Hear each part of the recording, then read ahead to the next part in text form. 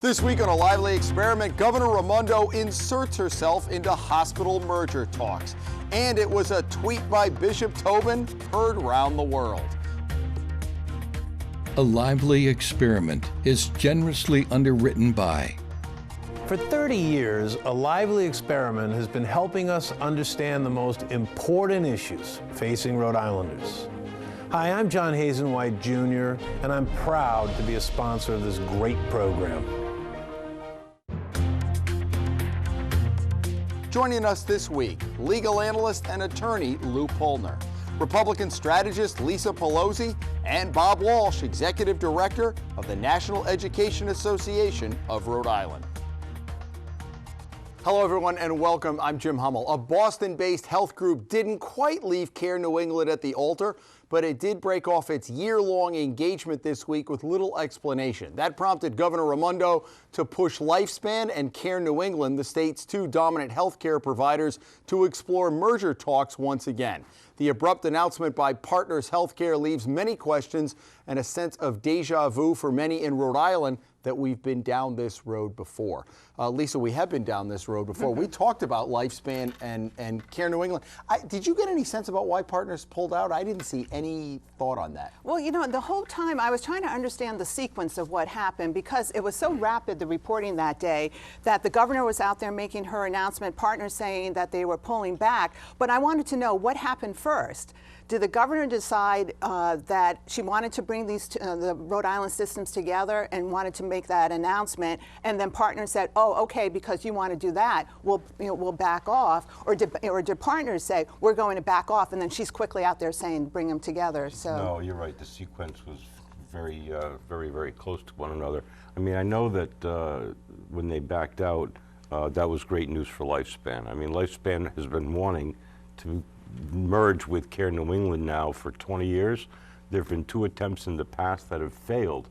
And the reason they failed, from my understanding, is because the Attorney General's Department, under both Lynch and Kilmartin, sat on the documents and the paperwork, and their approval is needed before the merger can go forward.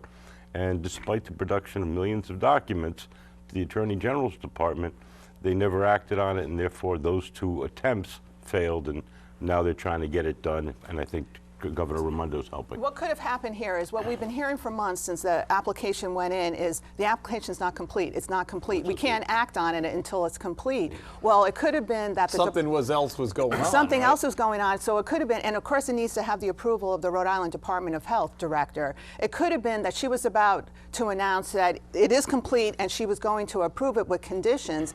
And my thought is this governor doesn't want to be the governor that has the hospital systems going to Boston, so this is her attempt to one more time to try to bring them together. And if they don't come together, then she can say, at least I tried, and now. Yeah, I think that that's the end of my analysis. Lisa just articulated one more try That's before it, they 5 give seconds away. for Bob Walsh. But, Shortest but, analysis. You know, it's. I think sometimes the straightforward explanation is the one. The only thing I slightly disagree with in the past analyses is, I think Lifespan wanted to acquire Care New England. The Care New England would have been open to a merger. And acquire has a very different tone to it. Like, who's the surviving entity? Who's, you know, the big bully pushing right? in? No, there's a territorial issue. There's a right down to the who gets to be on the board of directors and everything else. And I'm not sure who to root for in this. I root for the employees, of course, because that's my day job, and I want to make sure that we have a robust healthcare network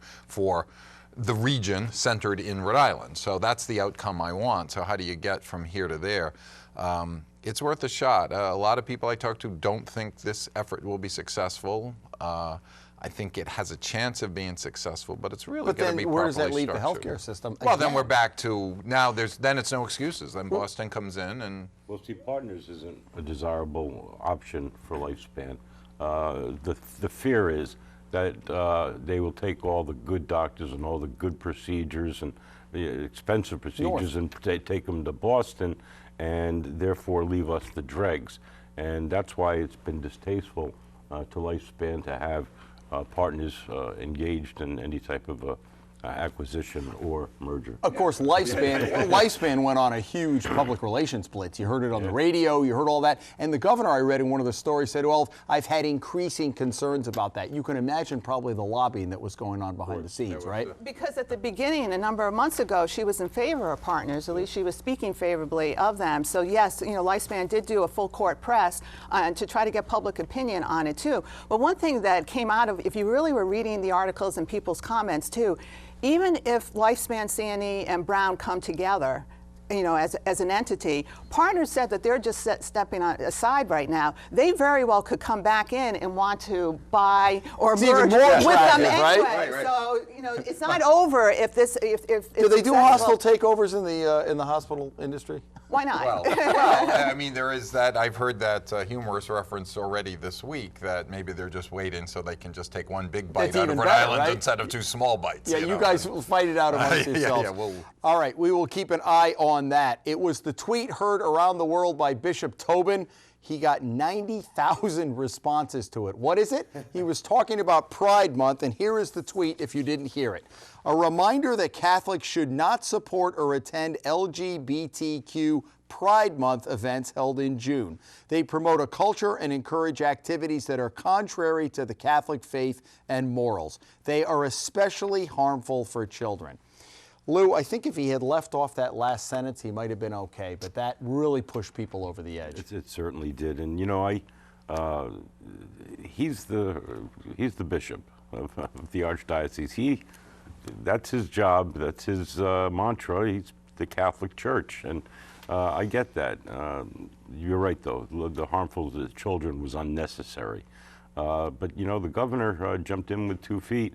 Not only did she declare June to be Pride Month here in the state of Rhode Island, she was going to do it at a private signing in her office, but after and keep in mind she's Roman Catholic, but after Tobin's tweet came out and all the backlash, she invited advocates up to the State House and made a public signing.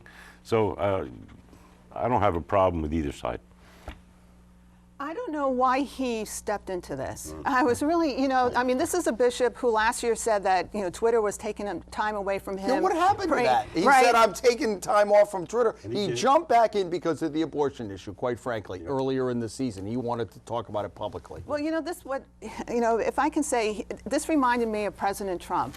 That when President Trump wants to rally his base, he comes out with something very provocative in a comment, and that here's the bishop doing the same thing with this to rally the very devout Catholics to come together, and it could be in a deflection of a conversation that more and more, we're talking about sexual abuse with priests throughout the country, to again rally the devout Catholics together. But I really found it very disappointing on the bishop that he had to become involved. And then the follow-up of what he put, I regret that my comments yesterday about Pride Month have turned out to be so controversial. The non-apology. It was like the Ed DePrete apology. I'm sorry if you're offended, right? Bob, what do you think? Very frustrating. When we get to outrages, I'll talk a little bit more about Twitter generally, and the Trump reference is valid here. And this is sad and it's painful. I grew up Catholic here in Rhode Island, and the bishop has forgotten that his organization, the church, has lost its moral authority on these issues. And I think you hit it on the head, Jim, the line about children. Our bishop was in Pennsylvania in a position of authority and admitted he knew there were horrible things going on and basically said that was a different division of the church. So trying to claim moral authority, and especially when mentioning children, and I think he knows he did wrong. I assume Rome weighed in on this. They do pay attention over there, and when you've got 60,000 people paying attention to a tweet that one of your bishop makes, I think that's what got to that half-hearted apology. Yeah, but I also think Rome probably did not take issue with a bishop coming out, especially, I'm sure the Catholic Church does have issues with Pride Month. Tobin's out there maybe carrying some of the water for people. The current Pope has taken a more open stance on trying to keep some of the flock intact. I mean, if the church ever started excommunicating those with whom, of the flock, who disagree with them on the controversial social issues, they would be a cult. They would no longer be the dominant church in the state. Did you want the last word on that? Oh, I do. Okay. So I can tell I'm you, jumping in. Actually, one of the things that bothered me about this, we're a very Catholic state, but also we're a state that's also very welcoming to the LBG, community too. We have friends, we have colleagues, we have neighbors, and then for him to say, do not attend these activities, the whole thought is you can't be out there saying that and then lamenting about how the number of people coming to church are declining too. So you can't have it both ways. How do you're sending a message you are not welcome here to a significant portion of the population, a subset of whom still want to feel welcome in the religion they were raised in. All right, it's June, and that means the House budget will be coming out probably within the next week. Probably next week we'll be talking about this. Bob, let's start with you. This is always a busy time for all of us up at the State House. It's interesting. Kathy Gregg had the story. Look, and it's no shock. A lot of the governor's signature issues. They're talking about expansion of Rhode Island Promise. How many times have we talked about that? Universal daycare may not make it just because they can't balance the budget. But there's severe challenges this year, and I'm wondering what that budget in your mind is going to look like when it comes out of the sausage maker. There are severe challenges this year, but you could write the same story every year that signature issues may or may not make it in the budget, because the ones that start getting emphasized at the end are the ones that we're not sure about. They're either expansion of existing programs, new programs, or whatnot, so it's not shocking. Everyone says, wow, we've got a $10 billion budget, why can't they find? Well, most of that's locked in. First of all, it's less than $4 billion from state revenues. The rest comes as federal pass-through money. On the specific issues, the governor has used the bully pulpit for the pre-K money, and viewers need to understand the first $5.5 million of that, more or less, is replacing cuts from federal programs. The Trump administration cut money that was available for those kids. So that part is replacement, and then we want to have more seats for kids. We think, and her vision of universal pre-K is a good vision, a vision that organizationally we support and personally I support. It's just, how do you get the resources lined up in time to get there, and how quickly can we get there? It took us a very long time in the state to get universal kindergarten, all-day kindergarten. On the expansion of the Rhode Island Promise, that came in 2 flavors. They wanted to expand the program at the community college so that students 25 and older could participate in the program that already exists, and they want to expand it to Rhode Island College. That's trickier because the source of funding for the RIC came from one-time money in the first year, and the correct question for the legislature to ask is, well, that's great, but when that money goes away, what are we going to do in the next year? So they are correctly thinking about the long-term implications of all those programs.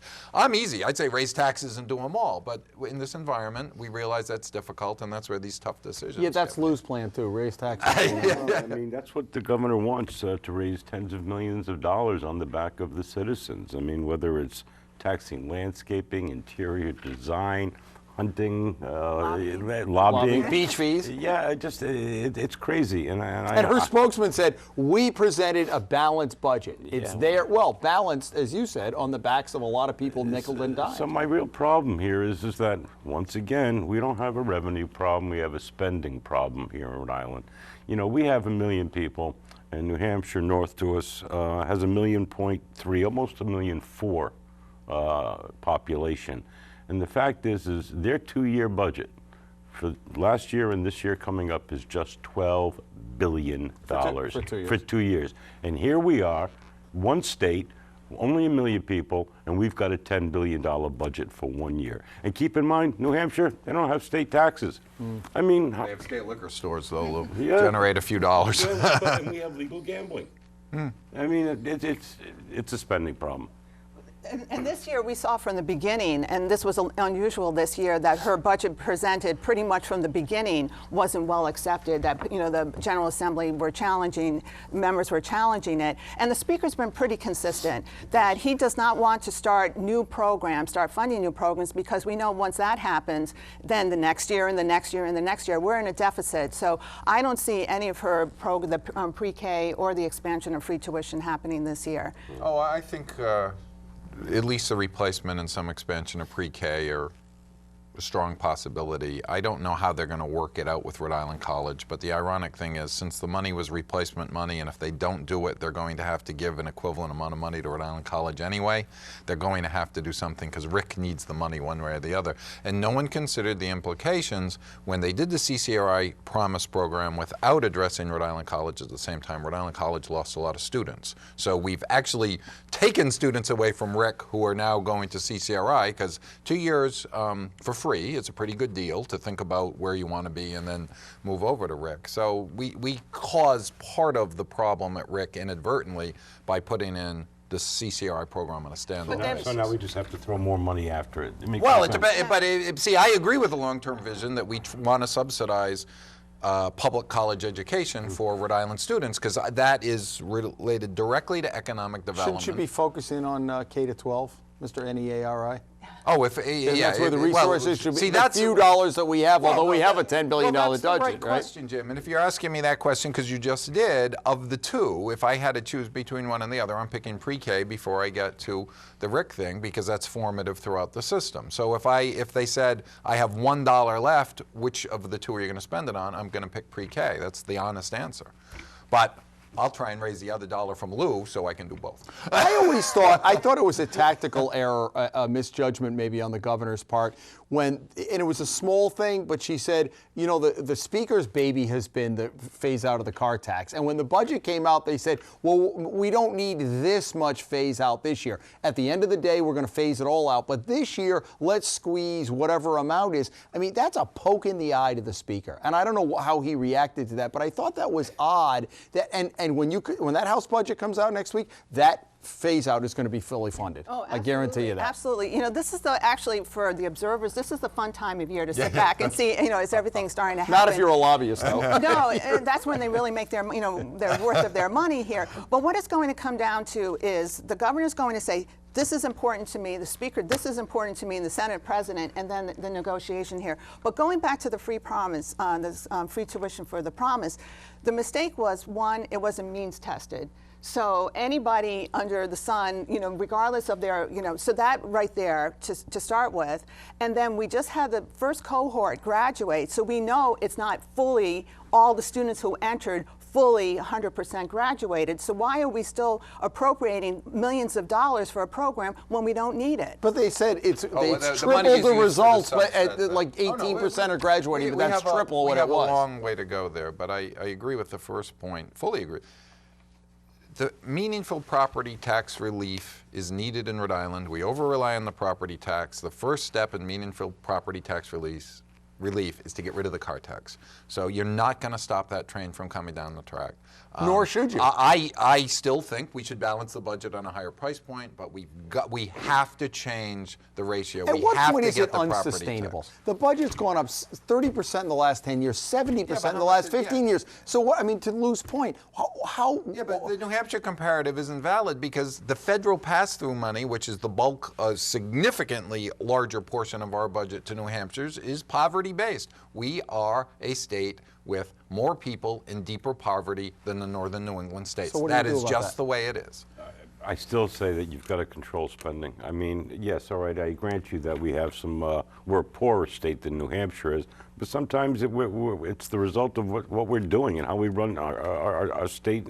I mean, the fact is we're horrible for, we just don't encourage business here in the state of Rhode Island. We do nothing to help new business come in, which would go to the I-95 land where Mr. Fain was trying to invest $250 million in a beautiful building here in downtown Providence, and you know, it was rejected. And what does that say to businesses who are thinking of coming to Rhode Island?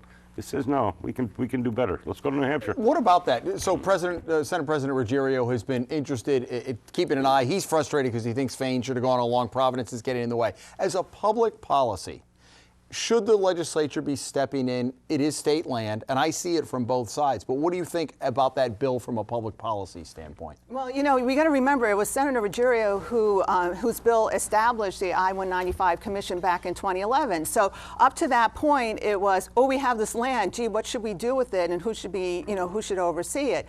So it actually goes back to Governor Carcieri. He was the one who reached out, or actually it was the city of Providence that very much wanted to be part of this. So he Governor Kachurian and then Mayor Cicilline came together and said. So that started it. Then it led to this commission. Now Senator Ruggiero is frustrated, and rightfully so. We've had this land available, and we're trying to figure out what to do with it. There was two schools of thought. Do we have a master plan for it and then go out and seek the people, the companies and whatever to do it? Or do we sit back and let the market come to us? Well, we sat back, the market's coming to us, but now they're getting caught in the whole process of how long it takes to go through the approval. And it irks me to no end. I mean, really, it was the Providence Preservation Society along with some other groups that were NIMBYs, you know, just not in my backyard. That building doesn't belong in this district. You know, they said that in Back Bay years ago when they built the Prudential Center in the Hancock Tower. I mean, come on, Rhode Islanders. You can't want to be a big boy and play in the big game unless you get yourself geared up and in uniform. You may find some unity in the panel on this issue, Jim. The General Assembly is fairly easy to figure out on issues like that. I know that's a shocking statement. They generally let cities and towns run the way cities and towns run. They let education run. It should run. But if things get so out of whack, so egregious that they feel the need to step in, they do. Now, they had a special purpose reason to step in because they were the originator of the legislation that set up this particular district. I agree with Lou. If you've got someone willing to put in their own money, not asking for a dime from the state, and we let local infighting stop that. Now, I'm not judging on whether I'd want that tower there or not. It seemed like a good idea. I would assume that if the private sector is willing to put in their own money, they've done their market conduct to believe that it would be filled up. But that market may be changing as the time goes on, right? And delay can be denial in these things. And you can make the same analysis about the the Pause Act. Make the same analysis about the Fleet building, or they call it Superman building now. I mean, we've got to deal with that. You know, Joe Paley, I did Joe's show the other last week. Joe's absolutely right. We got to deal with that. We've got this big empty building there. And if Bruce and Buddy were in their respective positions, it would be something on the industrial trust site, or it would be torn down. There are times where intervention's necessary. And get off the pot. Yeah, no question. Tear it down or do something with it. I Superman. say tear it down because nobody wants it. I mean, it's iconic. Well, it hasn't been iconic for 7 years, I think right? there's a massive amount of money that needs to go into that building to make it usable. Yeah. So when you were talking, I think last week on the show, I want to see it implode, just come down. I don't know that any engineer could do that. We cannot have another Masonic temple where 40 years from now we're talking about, it's still empty. When I first came to Rhode Island, they said, oh, well, they stopped it during the Depression. I said, 1929? And it's right across from the State House. Whatever. All right, let's go. That could be my outrage. Let's go to outrages. Lisa, what do you have this week? Well, since this is a political show, it's not really an outrage, but I did want to duly note that once again, our former Senator Lincoln Chafee has changed his party. So is he a cool moose now? That could be in the offing, but when I look back at his evolution, he started as a Republican that was in his favor to have a Republican governor choose him to fill his father's seat. Then he decided to run for governor, and based on the field, running as an independent worked well for him in a four-way race, and he won it that way. Then he decides to run for president, and it makes sense. He has to be with a party, so he chose the Democrat Party. Now he's with the Libertarians. I'm thinking, oh, are you joining William Weld? So anyway, it's been very intriguing and interesting watching his evolution. We'll have to get Pat Ford's... You guys want him back? Well, yeah. We'll have to get my turn. He'll come full circle. We'll have to get Pat Ford's reaction on that on a future show. Lou, what do you have? My outrage would be directed straight to the Democratic Party. Yesterday, I mean, the 3-year hangover, it should be over by now. He's the president, and if you want to do something about it, beat him in the next election. Yesterday, or the day before, the Speaker, Pelosi, barked that he should be in prison. Now, rather than impeached. She's older than the Sequoias in the district she represents, and she's holding on to power barely. And she knows that they would lose everything with impeachment prospects, because no matter what the House does, it fails in the Senate.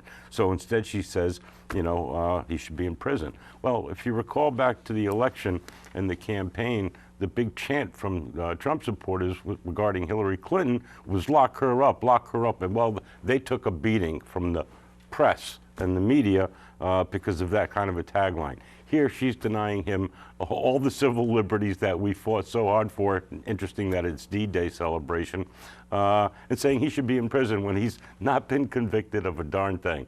I think they should get over it, and on behalf of the Americans, work with the president and get something done. I mean, 133,000 people at the border just in May crossing illegally. Come on, I mean, Obama recognized that there was a crisis at the border, but not when Trump says it. They won't give in because God forbid he get a win on anything, and we need a win on, we all collectively need a win on border immigration control. Bob? Usually I say something nice during this period, but I actually have a real outrage. The other day I posted on Facebook pictures from my garden in lieu of getting a Twitter war, but Twitter is making me crazy, as I alluded to earlier in the show. I get that Twitter can be an effective political vehicle to cast aspersions at the opposition. I've seen some tweets in the last month. Why didn't so-and-so get an opinion from the Ethics Commission? Why didn't the governor seek advice from Moody's before she signed the bill? Moody's is a bond-rated agency. Or, did you know that a person who's going to be appointed to something used to work for a company that belonged to a trade association that gave money to the Democratic Governors Association? Those are effective political shots. That's getting in the game, and that's fair. But not when they come from the lead political reporter at the Providence Journal.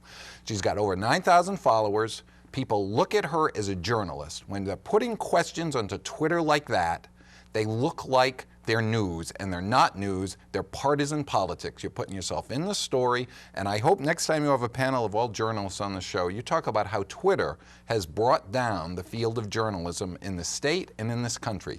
I get that Donald Trump goes crazy on Twitter. I don't think it's a good tactic, but as someone pointed out, it does get his base riled up. We talked earlier about the bishop making a mistake, but when a reporter tweets, they have a special obligation to research, just like they were doing a report. When a reporter has a following that is a significant subset of the subscription rate of the organ for which they report, they have a special obligation. And when they don't follow that obligation, they need to be called out. You know, it's interesting. Maggie Haberman from the New York Times at some point took a break from Twitter. I think a lot of reporters don't realize what you say on Twitter. If that was going into the paper, would it be the same thing? Exactly. And that, right? I mean, it would be vetted That by should an be the editor, standard. and there are no editors. But you know, she took a break just like Bishop Tobin did, and then they got back on it. So You know, I think we're just in this insatiable need that we need to want news, second, what's news? And reporters are using Twitter to, like you said, take these little pieces and throw it out there. So they build their following so people can get that satisfaction of, you know, oh, I just learned the latest thing. Yeah, so, but when it has that, when the only people liking your tweets are one side of the story or the other, or when they're using them to do follow-up, then you say, wait a second, I'm no longer objective. You should never know. I've known Jim forever. I never knew how he personally felt about a story when he was doing a story, and that's the standard that should be met. all right, I got to hold you there. Thank you all for coming. We appreciate it, Lou and Lisa and Bob. Good to see you again. Great to see you every week. We will be back here next week as A Lively Experiment continues. Hope you can join us, and I hope you have a great week.